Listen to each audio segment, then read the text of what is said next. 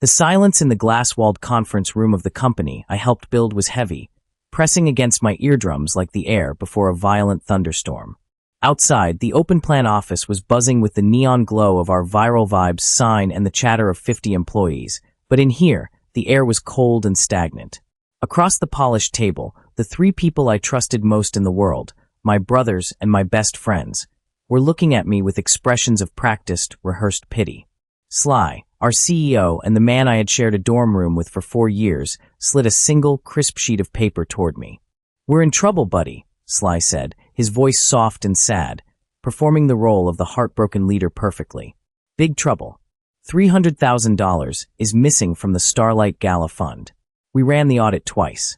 The digital trail leads right to your admin login." I stared at the paper. It was a separation agreement, but attached to it was a formal confession of negligence. "My name is Keaton. I am 29 years old, and I was the operations manager for the viral event company we started from nothing. I was never the genius visionary, but I was the one who made sure the lights stayed on and the vendors got paid." "We know you didn't mean to steal it," Talia said, reaching out to touch my hand with her manicured fingers. "You get confused with the accounts, Keaton. You just made a massive mistake. If you sign this, we can handle the police. We can keep you out of jail." My chest felt tight, like a vice was crushing my ribs. They weren't asking me to fix a mistake. They were asking me to take the fall for a crime I didn't commit. They looked at me like I was a child who had broken a vase, banking on the fact that I was too slow to realize I was being framed. "I need a lawyer," I whispered, my voice trembling but audible. I didn't scream. I didn't flip the heavy table.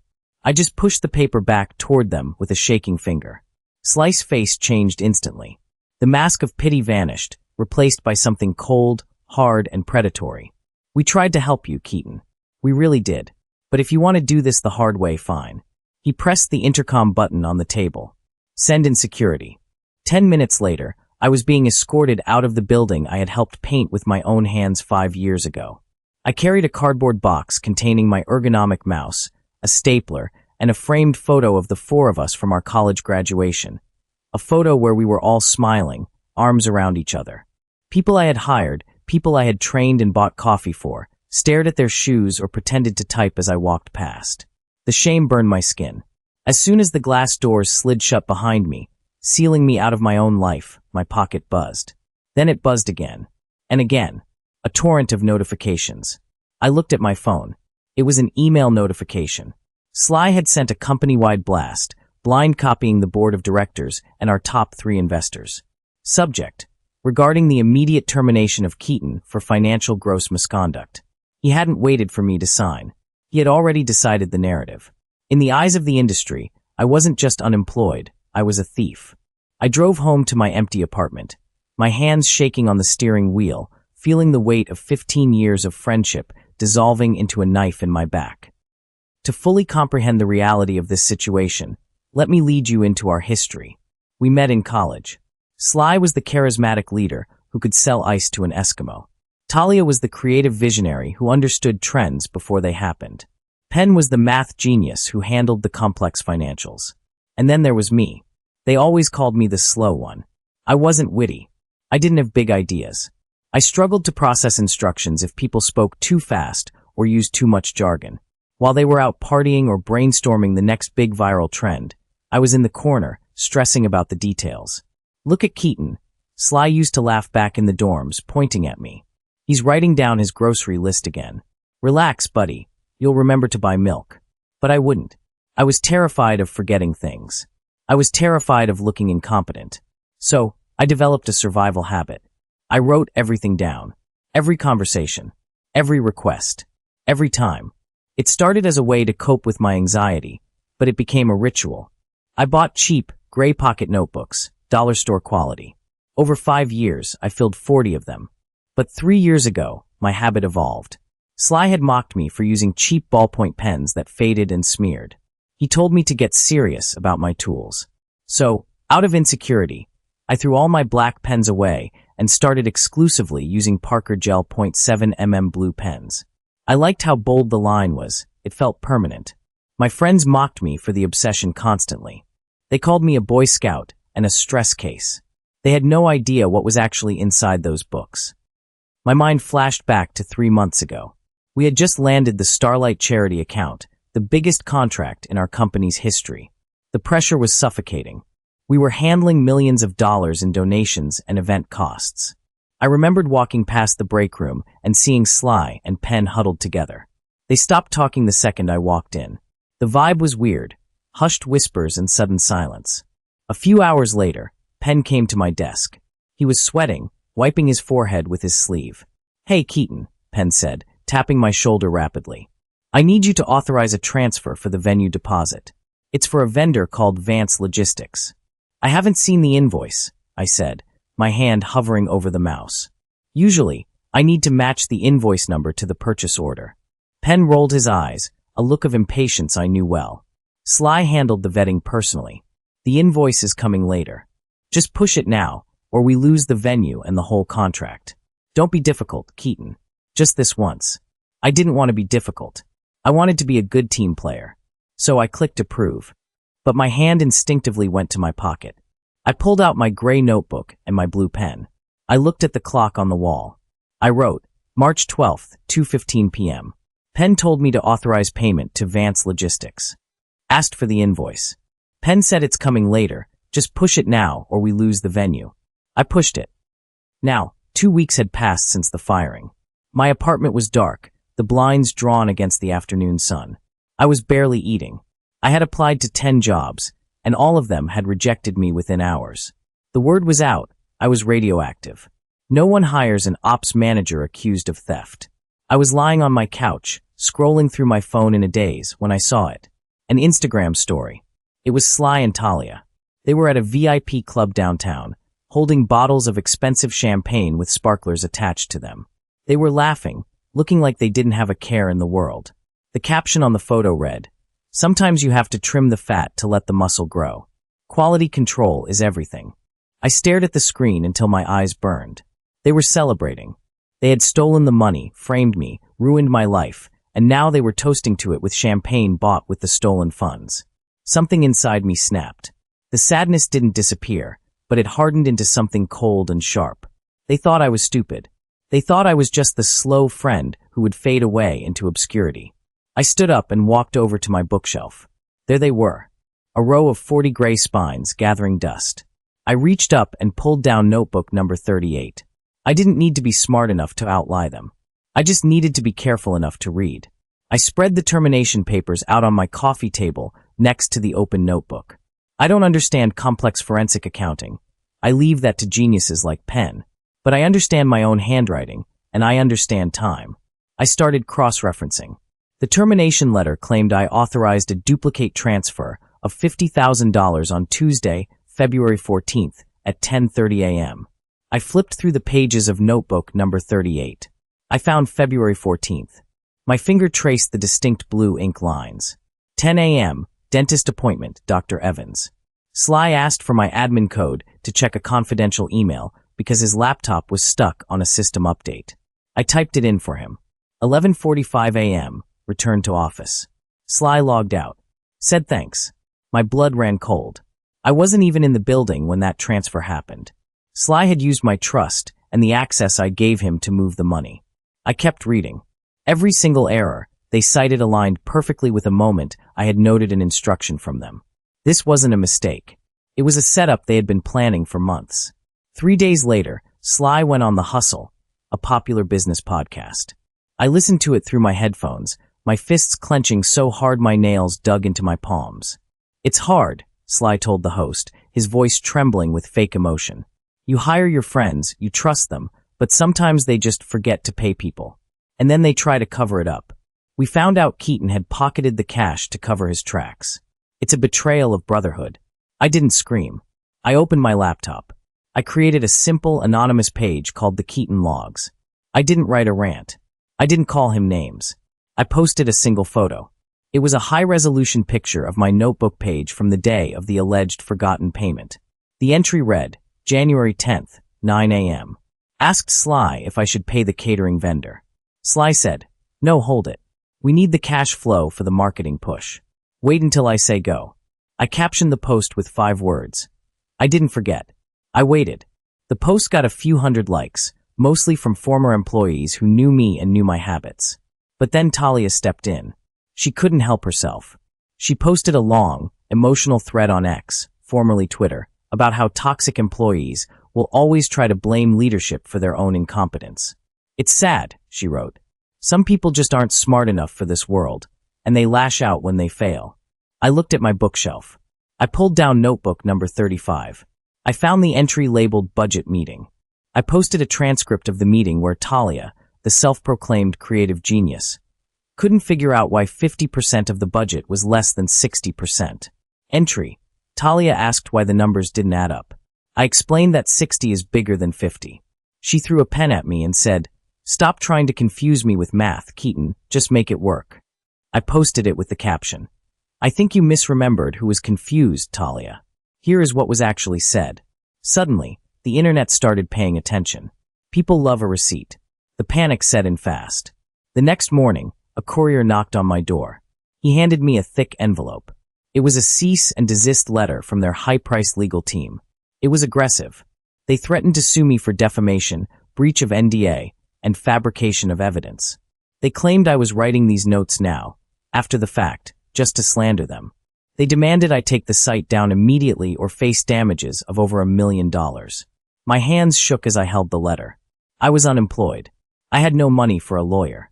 If they sued me, I would be homeless. Fear, cold and paralyzing, washed over me. I almost deleted the account right then. But then I read the second paragraph of their threat. They claimed I was lying about a meeting on April 1st, stating Sly was out of town that day. I opened my log. I checked April 1st. I wasn't lying. And I had something they had forgotten about, something that proved I couldn't be faking the timeline. I needed to prove that these notebooks weren't written yesterday. I needed to prove they were 5 years old. I set up my phone camera and hit record. I didn't show my face. I just showed my hands and the notebook. "They say I'm faking these," I said, my voice steady. "But I have a habit." I flipped through the pages. On the corner of every single dated entry, there was a tiny, taped piece of paper. I drink coffee every morning. And every morning, I taped the order number from the receipt into my log. I zoomed in. The thermal paper from 5 years ago was yellowed and faded, the ink barely visible. The tape was brittle and yellow. The receipt from 3 years ago was slightly clearer. The one from last week was crisp white. "You can't fake the chemical aging of thermal paper," I said. "And you can't fake 5 years of daily timestamps." I uploaded the video. Within an hour, #CoffeeReceiptGuy was trending. I wasn't just the guy who got fired anymore. I was the guy who kept the receipts. Penn wasn't going to go down without a fight. He was the genius, after all. 2 days after my video trended, he released a barrage of technical documents to the press. They were complex server logs and forensic spreadsheets, dense with jargon. "The numbers don't lie," Penn tweeted, linking to the files. Keaton's login credentials were used to authorize the illegal transfers. His IP address matches. "These notebooks are cute, but they don't change the digital footprint." The internet wavered. People were confused by the technical data. It looked damning. My login was on those transfers. I didn't try to explain the server architecture. I just reached for notebook number 39. I found the entry for April 4th. I snapped a photo of it. Entry, 1 p.m. Penn rushed to my desk. Said his account was locked out and he needed to push an urgent vendor payment. Asked for my password. I typed it in for him. He took my laptop to his office to finish the batch. Returned it at 4 p.m. I didn't stop there. I scrolled back 3 years in my text messages. I found the one from that exact day at 4:02 p.m. Penn, thanks for the laptop, buddy. Saved my ass. I posted the log entry side by side with the screenshot of the text. Caption, he didn't hack me. I logged him in because I trusted him. The public battle was turning, but I knew the real power lay with the investors. They were the ones controlling the company's lifeline. I heard through the grapevine that the board had called an emergency town hall. Sly stood in front of them and lied. He told them I was a disgruntled ex-employee fabricating stories to destroy the company's stock value. He assured them the leadership team was solid. I didn't post anything on social media that night. This was personal. I went to Kinko's. I made high-quality photocopies of specific pages from notebook number 22 and notebook number 29. These weren't about money. They were about respect. I mailed them physically to the investors' home addresses. I had them because I organized the holiday gift baskets last year and kept the delivery list in notebook number 28. The next morning, the lead investor opened an envelope to find a handwritten log from 2 years ago, detailing a lunch where Sly had called him a senile dinosaur who needs to just sign the checks and die. Another entry detailed Penn laughing about how they were padding the margins because the investors were too rich to notice. The phone calls started immediately. The board wasn't just nervous anymore. They were furious. I expected a lawsuit. I expected the police. I didn't expect a knock on my door at 11 p.m. on a Tuesday. I looked through the peephole. It was Sly. He was alone. He wasn't wearing his usual tailored suit. He was in a hoodie, looking unshaven and exhausted. He held up his hands to the peephole. No lawyers, Keaton. Just me. Please. I opened the door. He walked in and slumped onto my cheap couch. He looked small. We're bleeding, Keaton. Sponsors are dropping us. The investors want our heads. He pulled a folded contract out of his pocket. Consulting agreement, it read. He pushed it across the table. We can't pay you a lump sum. The liquidity is gone, Sly whispered, his eyes filling with tears. But we can put you on retainer. $20,000 a month for 2 years. $500,000 total. Sign a new NDA. We'll issue a joint statement saying it was a misunderstanding in the software. You get paid, we stay out of prison. We're brothers, Keaton. Don't destroy us over this. I looked at the contract. It was more money than I had made in 5 years. I looked at his face. I missed my friend. I almost wanted to say yes, just to make the pain stop. I sat across from him. The air in the apartment was stale. Why Sly? I asked. Did you really steal it? He put his head in his hands. We didn't mean to. The expansion into LA. It cost twice what we thought. We borrowed from the gala fund, thinking we'd pay it back before anyone noticed. But then the market turned. The money is gone, Keaton. It's all gone. If you don't take the fall, we go to federal prison. He looked up, pleading. Just say you made a mistake. You're the careful one, right? If you admit to a mistake, they'll believe it was just an accident. If we admit it, it's fraud. I stood up. I looked at the contract, then back at him. I can't take the money, Sly. Why not? He snapped, desperation creeping into his voice. Because I'm too careful. Sly cursed, snatched the papers back, and stormed out. He thought he had failed to bribe me. He didn't realize what had actually happened. As the door clicked shut, I opened the notebook that had been sitting on my lap the entire time. I hadn't recorded audio. That's illegal in our state without consent. But I had learned shorthand in college to take faster notes. I had transcribed his entire confession, word for word, as he spoke it. I typed up the transcript. I included the details of his body language, the tears, the offer of the consulting bribe. I posted it at 6 a.m. The midnight confession. The money is gone. It's all gone. It went nuclear. It wasn't a tape recording. It wouldn't hold up in a court of law as definitive proof. But in the court of public opinion, the detail was damning. By noon, the post had millions of views. The narrative of Keaton the screw-up was dead and buried. Now it was Keaton the whistleblower. The fallout was immediate. 2 major corporate sponsors issued statements severing ties with the agency. And finally, the news broke. The district attorney's office had officially opened a criminal investigation. I sat in my apartment, watching the news on my laptop. It felt like victory. I had cleared my name. I had exposed the truth. The internet was cheering for me. I thought it was over. I thought I had won. I didn't know they had one last card to play. A card so dirty, I never saw it coming. Just as the police were preparing subpoenas, Penn tried to get ahead of the investigation. He leaked a PDF document to the press titled Employee Loan Authorization.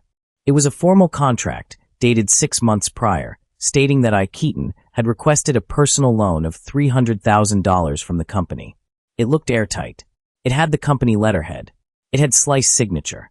And at the bottom, in black ink, was my signature. Penn gave a statement to a financial news outlet. We tried to protect Keaton. Initially, we called it negligence, to save his reputation. But since he is destroying us, we have to show the truth. He didn't steal the money. He borrowed it legally. He set up a fake vendor called Vance Logistics, tricked us into approving the transfer, and moved the funds to himself. He's just refusing to pay it back. The narrative flipped instantly. Suddenly, I wasn't a whistleblower exposing fraud. I was a desperate debtor trying to blackmail his lenders. The internet is fickle. The same people who were cheering for me yesterday were calling me a fraud today. He played us, the comments read. He borrowed the money and tried to frame them to get out of the debt. I stared at the document on my monitor. I zoomed in on the signature. My heart hammered against my ribs. It was my signature. The loop on the K, the sharp line on the T. It was identical to how I sign everything. I began to spiral. The gaslighting was working. I sat in my dark apartment, hands trembling. Did I sign this? I asked myself. Did I forget? I remembered signing a huge stack of vendor contracts that week. Did they slip this in the pile? Was I really that stupid? My phone rang. It was the public defender I had managed to retain. Keaton, this looks bad, he said, his voice flat. If this document is real, you're looking at extortion charges on top of the debt. You should consider a settlement. I felt like I was losing my mind. They had found the one weakness in my armor, my own self-doubt. I spent 48 hours awake. I didn't shower. I just sat on the floor surrounded by my 40 notebooks, looking for a memory I couldn't find. I opened notebook number 37, covering the month the document was dated. I found the entry for that day. Entry, Tuesday. Signed standard vendor renewal contracts for catering and lighting. Nothing unusual. I looked back at the screen. The damning document was right there. I stared at the signature again. It was perfect. Too perfect. And then I noticed the color. The signature on the screen was in black ink. I stood up so fast I knocked my chair over. I rushed to my supply closet and grabbed a shoebox labeled office supplies. Inside, there were 10 boxes of pens. 3 years ago, I used cheap black ballpoints. Sly had made fun of them, calling them unprofessional because they faded on legal documents. He told me to get serious. So I did. I threw every black pen I owned in the trash. Since that day, I had exclusively used Parker Gel .7mm blue for all legal documents. I never signed anything in black. Not for 3 years. They hadn't just forged my signature, they had lifted it. They had taken a high-resolution scan of an old document I signed years ago, back when I used black pens, and photoshopped it onto this new loan agreement. The deposition was held in a neutral law office 3 days later. Sly, Talia, and Penn were there. They looked smug. They thought they had crushed me. Their lawyer slid the loan authorization across the table. Mr. Keaton, do you deny that this is your signature? I looked at Sly. He held my gaze, challenging me. It looks like my signature, I said quietly. But I object to this document. I want to see the original. The wet ink version. Penn cleared his throat, glancing at his lawyer. As we stated, the original was misplaced during the filing transition. We only have the digital scan. But under the law, a digital scan is binding. My lawyer sat up straighter. Objection. Without the original, forensic analysis is impossible. It's not impossible, I interrupted. I reached into my bag and pulled out a single piece of paper. It was a macro photograph I had taken earlier. I haven't owned a black pen in 3 years, I said, sliding the photo toward the prosecutor. I opened notebook number 18. Here is the receipt for my office supplies dated 3 years ago. I only buy blue Parker Gel. The signature on your document is black. It's a lift from an archived file. The room went silent. The lost original, excuse suddenly sounded like a death sentence. In the world of forensic document examination, distinguishing a digital lift from a wet signature is elementary, if you know what to look for. The prosecutor looked at the ink discrepancy. He looked at Penn. Do you have the original or not? Penn's face went pale. He stammered. He looked at Sly. Sly told me he filed it, Penn blurted out. You liar. Sly shouted, standing up. You said you handled the paperwork. It collapsed in seconds. They turned on each other like starving wolves. The forgery turned a simple financial dispute into federal perjury and fraud. They had manufactured evidence to frame an innocent man, and they had done it clumsily because they were too arrogant to pay attention to the details. The company was dissolved 6 months later. Sly and Penn are currently serving time for embezzlement and fraud. Talia received probation for testifying against them. As for me, I didn't go back to corporate work. I started a small boutique auditing firm called the Blue Pen. I don't advertise, but I am fully booked for the next 2 years. Companies hire me to find the things the geniuses miss. I still carry a notebook. I still write everything down. Lest you forget, my name is Keaton. I was never as smart as my friends. But I am too careful to take the fall for another man's mess. In my dealings, mistakes are rare.